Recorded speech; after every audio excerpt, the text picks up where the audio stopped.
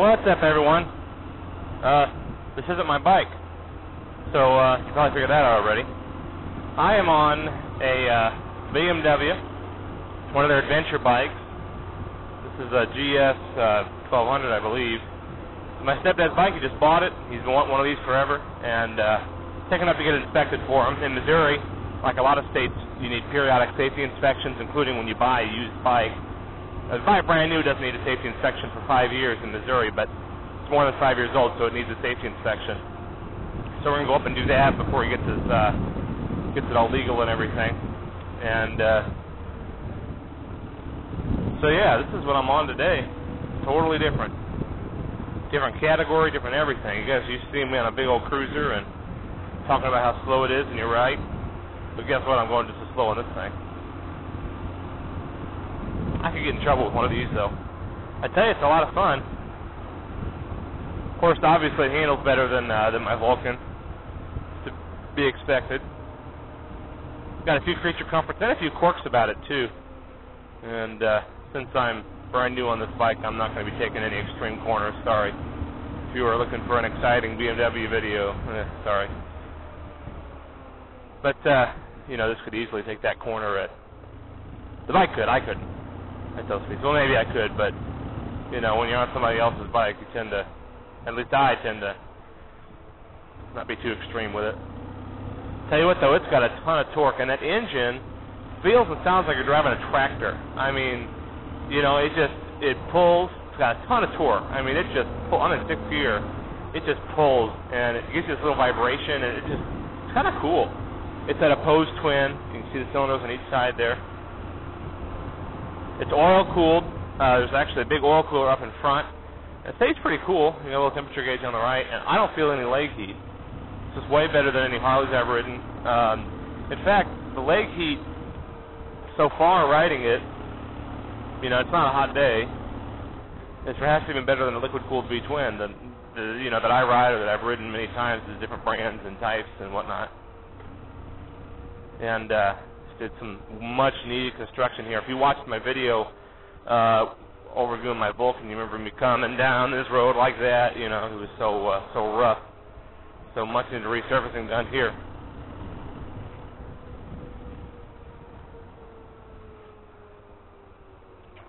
It's got ABS, so I'm going to show you two of the goofy things here. First, I don't know if you can hear it. I'm going to come to a complete stop here. I don't know if you can hear that or not, but if you can, it's that ABS system, analog brake, that's really noisy on this bike. And it's the actuator. It makes tons of noise, and it makes the noise the whole time. So you sit there, hold the brake to the stoplight, and you're hearing this kind of high-pitched, hissing, kind of noisy thing. And the other thing is this little turn signal canceller, which is totally weird, I think. Rather than having a switch like most metrics, where it's left, right, pushed in to just cancel, or being like a Harley where it's one on each side and you push it again to cancel, it's kind of both. You have turn signal on each side, left and right, push both, and it's your hazard flashers, just like a Harley. But up here, you cancel it with a completely separate switch, up here on the right side. So you turn signal on, you cancel it with a separate switch. So, totally weird. You can get used to it real quick, but it's different. It's not what you're used to. It is kind of cool. I always liked how the Harleys have, you know, one turn signal on each side. I thought that was kind of cool. It's easier with thick winter gloves than the little metric turn signal switch.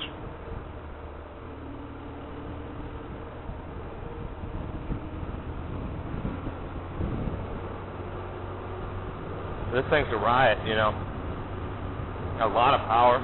This is what they kind of call an adventure touring bike, and this basically is a bike that is suited for rough roads, gravel roads, things like that. It's super, super smooth and comfy going down the road.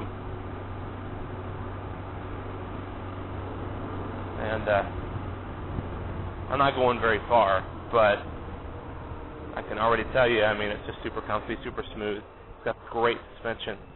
And it's got a lot of storage, although a lot of this stuff is aftermarket. But, you know, I don't know if you can see or not, but it's got hard saddlebags in the trunk. And oops, that's the horn. And stuff like that. And here's a Vulcan 900. It does have ABS. I haven't tried it out. Don't intend to try it out. I don't know what that button does. It doesn't do anything when you push it. It doesn't like turn it off or anything. I'm wondering if maybe you hold it down when you hit the brakes to disable ABS temporarily or something. I don't know. But you got grip heaters. Don't need them today. So a lot of cool little creature comforts and make it just a really nice sport touring bike that has the added advantage of skid plates and, you know, heavy-duty suspension and things like that, which kind of gives it the ability to handle gravel roads, potholes, things like that a lot better than a typical sport touring bike like a ZX14 or the BMW sport touring bike. Although it's not quite a dual sport like a KLR 650 or something. Now, lots of people put knobby tires on these, but it's not quite a serious off-road machine. It's a serious get-up-and-go machine. See what I mean? You got to get in trouble on this thing real quick.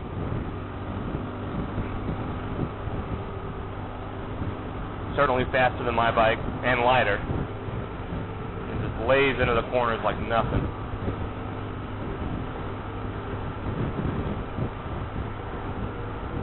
So, I didn't really have much to talk about today. I just thought I'd show you guys this bike and kind of give a little overview.